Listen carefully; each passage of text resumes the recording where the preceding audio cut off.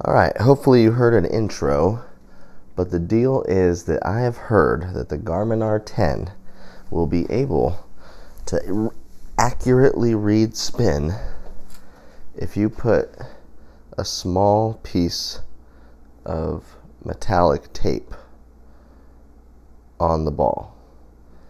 So this is simply the duct tape, the aluminum tape for duct work. And I guess we should do a control first. I think that's only smart for any experiment. So with the Garmin R10, if you go to the data page, which I have up over here, that if the number's italicized, then it's guessing the spin. And that's basically every number when you're hitting indoors, because it usually doesn't have time to get it. So just hit one out there and see what happens.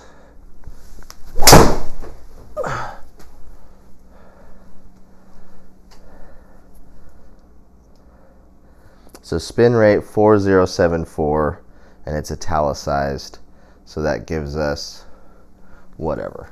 So let's try again. We'll do one or two more with no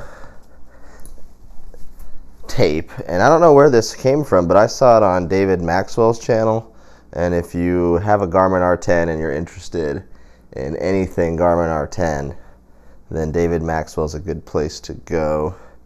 If I remember, I'll link it.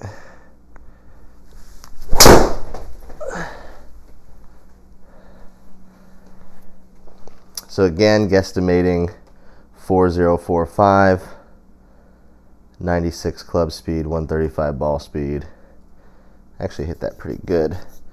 But 4,000 spin with, where's my attack angle of +2? I'm not sure. So, I think we've proven that italicized does happen, and that I know from the manuals that that's a guess. So I have put dots on every single ball here, and let's see if we can get one to actually read the spin rate.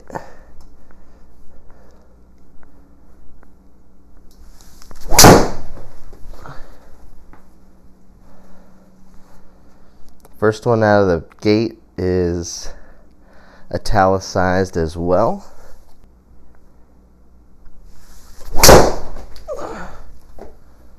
Second one, also italicized as well. That was a good drive though. So 34. But here's the thing. It says here plus 3.9 attack angle with a 17-degree launch, and it's got 3,400 spin. I would assume that I'm basically hitting up on the ball at this point. Nothing so far. Let's try facing. So now I'm facing the tape towards the target. We'll see if that makes a difference.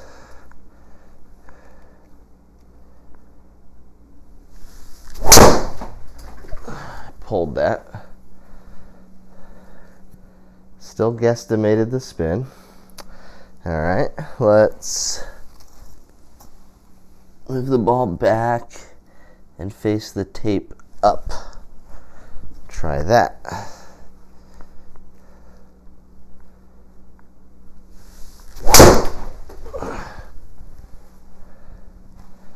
Oh, there's one right there.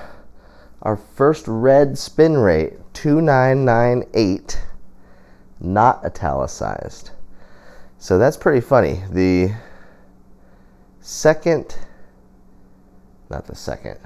time I get an actual spin reading, it drops about 1,000 RPMs. And this attack angle was down. So attack angle down, it still launched the same.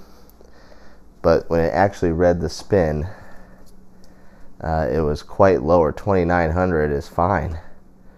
I could go a little lower, but geez, that's not 4,000. And yeah, 244. Okay, so that was the tape facing straight up in the air. Let's try again.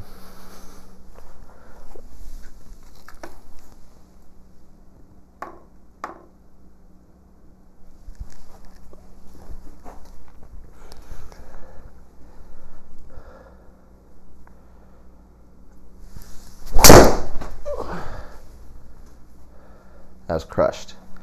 Yeah. All right, so here's what I'd expect. 2397. So much lower spin rate.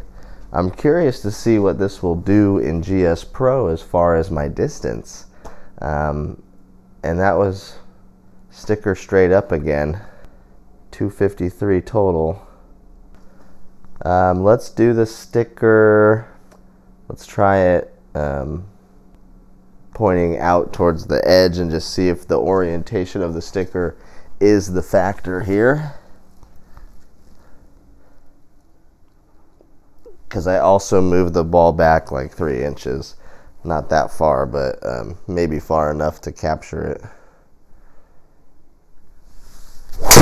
Oh, I topped it. Now that italicized again.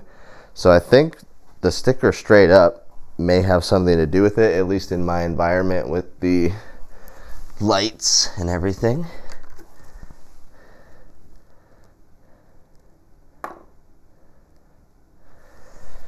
All right, we had a hypothesis, we tested, we had a control group, we did one variable at a time, and now let's repeat the test. Straight up sticker, headed for this green out in the distance.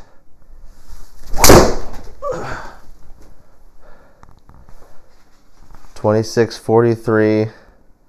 No italicized, the actual reading.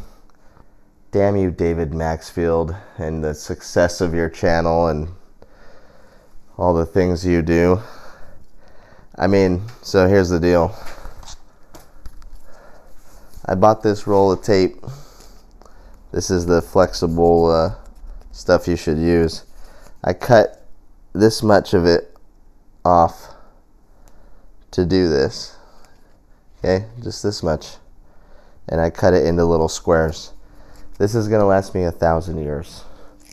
At this rate, if I just put little stickers on them. All the ones we've hit still have their stickers.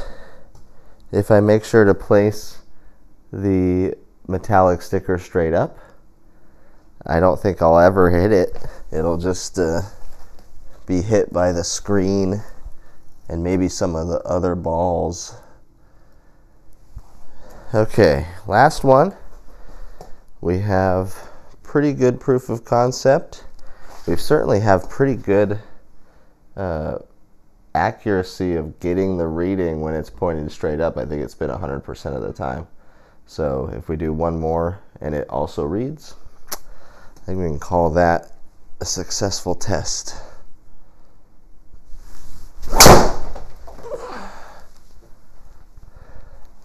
Oh yeah, 2100. That's what I'm talking about.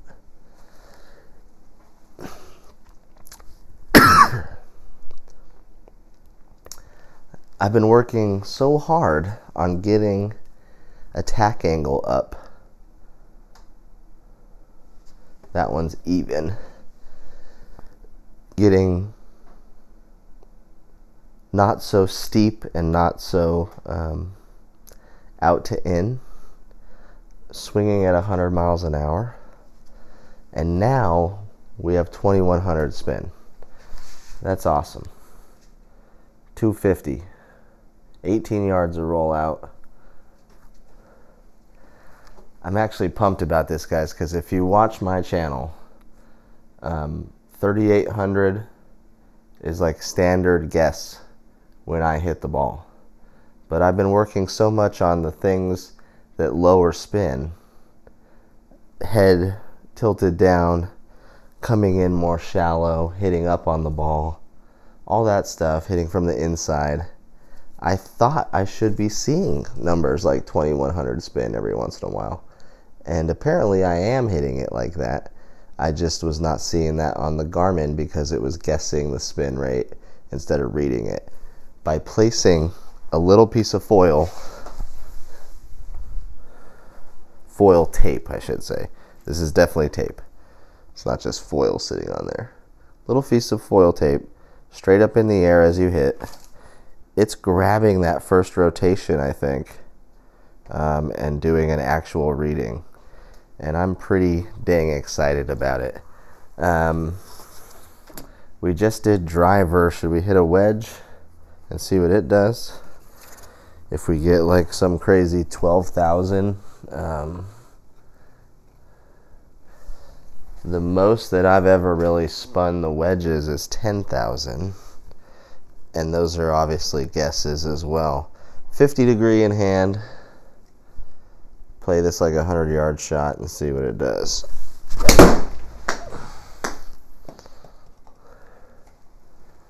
Oh man. And it 10,000'd it, guys. Immediately, a real reading. 10,000 RPM. I hit that good, by the way.